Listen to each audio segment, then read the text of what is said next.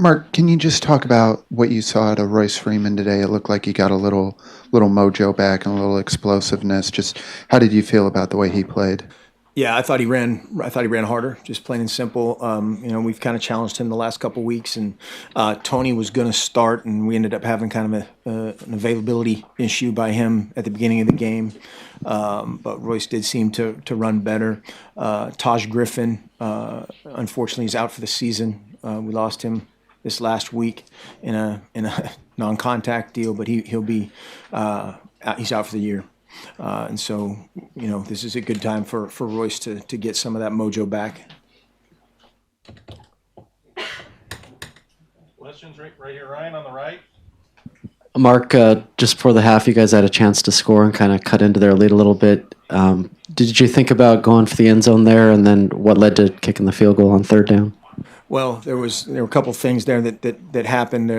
I guess we'll call it a miscommunication on where the ball was and what the time was, and then they reset the clock right there at the last second, and just tried to avoid any errors.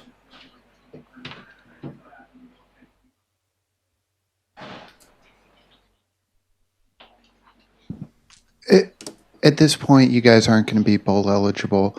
Obviously, that's really disappointing. But without that to play for now, where do you find the motivation for your guys? What do you hope to see and have them achieve over the next two games? We'll find out who rises up and find out find out what we're made of. Certainly, I don't think at any point you ever. I mean, obviously you're playing to win every single game, every single rep, every single whatever you're doing. If you're a competitor, and now you strip it all the way down to just the essence of who's going to who's bringing it and who's with us and who's not.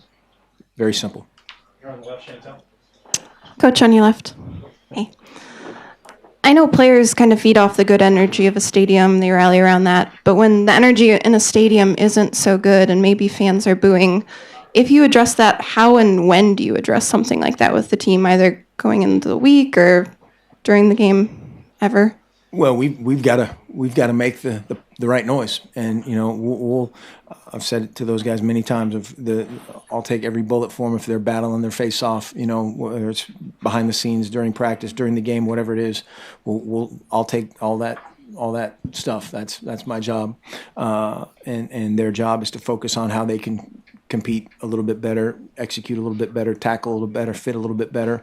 And again, for the vast majority of those guys, they've continued to do that. And that, hey, we're all frustrated. We get it from the fan standpoint, no question. On the right, Aaron. Coach, you guys have had some bad days on defense, but most of them came against pretty good offenses. This offense entered today averaging 20 points a game. How shocked are you that they were able to pretty much do whatever they wanted to? They could have scored 70 if they wanted to. And was it a matter of, in part, you guys just not being able to stand up to them, or maybe guys literally gave up at some point? I didn't see that at all. The latter part of that at all. I didn't see that. Some of those things, it's varied. We have to coach them better. We have to coach them to execute better.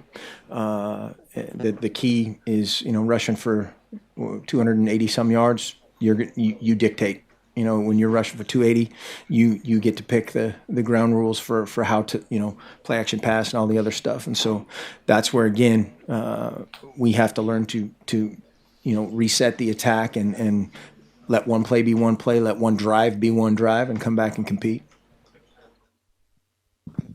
Austin, right here.